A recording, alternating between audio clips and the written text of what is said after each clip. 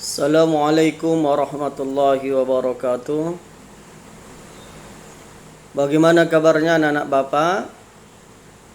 Alhamdulillah, mudah-mudahan kita dalam keadaan sehat walafiat dan serta dalam lindungan Allah Subhanahu wa taala. Anak-anak Bapak, hari ini kita lanjutkan kembali pembelajaran pendidikan agama Islam kita, yaitu tentang isi kandungan surah At-Tin, surah ke-95 ayat 1 dan 8. Anak Bapak, hari ini Bapak akan menjelaskan kepada kita tentang makna yang terkandung dari surah At-Tin tersebut. Surah At-Tin ini terdiri dari 8 ayat. Anak-anak Bapak, sebab turutnya surah At-Tin itu berkaitan dengan pertanyaan sebahagian dari sahabat tentang balasan amal orang-orang yang sudah tua renta dan pikun. Dalam surah At-Tin ini Allah Subhanahu wa taala menegaskan bahwa orang yang beriman dan beramal soleh akan senantiasa mengalir pahalanya secara terus-menerus meskipun orang tersebut mengalami masa pikun. Masa pikun itu adalah di mana kondisi seseorang yang sudah tua dan memiliki pikiran yang tidak baik lagi. Sifat pikun biasanya ditandai dengan seringnya lupa, seperti tidak ingat lagi waktu sholat, tidak ingat puasa, dan ibadah yang lainnya. Anak-anak Bapak, hari ini kalau kita melihat surah At-Tin diawali dari kata wattini wazzaituni wa turi sinina wa halal baladil amin. Ayat ini menggunakan kata huruf qasam atau huruf sumpah di depannya, yaitu waw. Ya, wattini, demi buah tin. Allah Subhanahu wa taala ternyata bersumpah demi buah tin dan buah zaitun, dan demi bukit Sinai dan kota Makkah yang aman ini. Untuk apa Allah bersumpah? Allah ingin menjelaskan kepada kita, laqad khalaqal insana fi ahsani taqwim. Ya, ternyata kita ini manusia diciptakan oleh Allah dengan sebaik-baik penciptaan. Ingat itu, bahwa kita ini adalah makhluk yang terbaik penciptaannya dibandingkan makhluk-makhluk Allah yang lainnya. Makhluk Allah yang lainnya kita lihat ada malaikat, ada bumi, kemudian ada pohon-pohonan, ada binatang yang melata di muka bumi ini. Semuanya itu yang paling sempurna penciptaannya adalah manusia. Walaupun ada jin, ya, itu ada iblis, tapi manusia yang paling sempurna penciptaannya. Loh, mengapa demikian? Karena memang manusia itu Allah bekali, ya, Allah bekali yang berbeda dengan makhluk yang lain. Apa saja yang Allah bekali kita?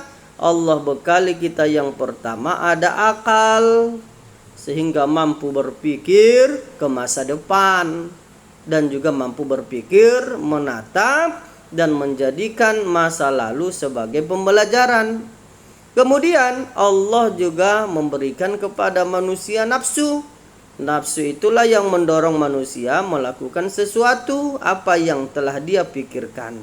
Tapi ingat, manusia itu dibekali oleh Allah hati, ya, qalbun. Hati inilah yang memfilter mana yang baik dan mana yang buruk yang kita pikirkan, mana yang baik, mana yang buruk yang kita inginkan. Inilah bedanya kita dengan yang lain. Karena manusia mampu liulil albab, mampu berpikir dengan cerdas, mampu berpikir mana yang baik, mana yang buruk.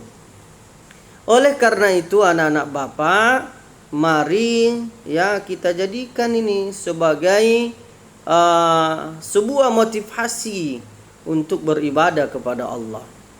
Kemudian kata Allah, summa rodadanahu asfala safilin. Kemudian kami kembalikan dia ke tempat yang serendah-rendahnya. Manusia itu sudah sempurna baik, tapi banyak manusia yang menjadi rendah, hina. Kenapa?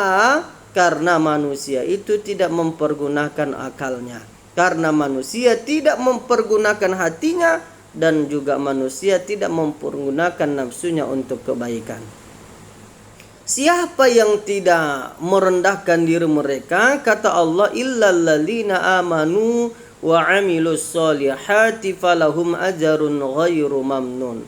Ya, yang tidak merendahkan diri mereka itu kecuali orang-orang yang beriman dan beramal soleh, maka bagi mereka pahala yang tiada putus-putusnya. Anak Bapak, banyaklah beramal soleh ya. Iman tidak cukup dengan pengakuan percaya kepada Allah, tapi kalau tidak dibarengi dengan amal soleh dalam kebaikan, amal kebaikan dalam kehidupan kita, itu keimanannya sia-sia ya. Kemudian Allah katakan, fama yukadzibuka ba'du biddin, maka apa yang menyebabkan mereka mendustakanmu tentang hari balasan setelah keterangan-keterangan yang sudah Allah berikan di atas? Maka Allah mengatakan, mengaku dan menyampaikan kepada kita pernyataan, alaisallahu biahkamil hakimin, bukankah Allah hakim yang paling adil. Baik anak-anak Bapak, ini jadi pembelajaran kepada kita. Mudah-mudahan kita ini menjadi hamba-hamba Allah yang tidak rugi, yang tidak merendahkan diri kita kepada tempat yang paling rendah. Dan insya Allah semoga kita menjadi hamba-hamba Allah yang senantiasa beriman dan beramal soleh dalam kehidupan kita. Anak-anak Bapak, hari ini Bapak tidak memberikan tugas. Bapak hanya ingin anak Bapak bisa memahami apa yang Bapak sampaikan dan tentunya bisa dilaksanakan dalam kehidupan sehari-hari. Kamu adalah manusia makhluk terbaik, maka pergunakanlah identitas kita sebagai makhluk terbaik lebih baik dari makhluk-makhluk Allah yang lain.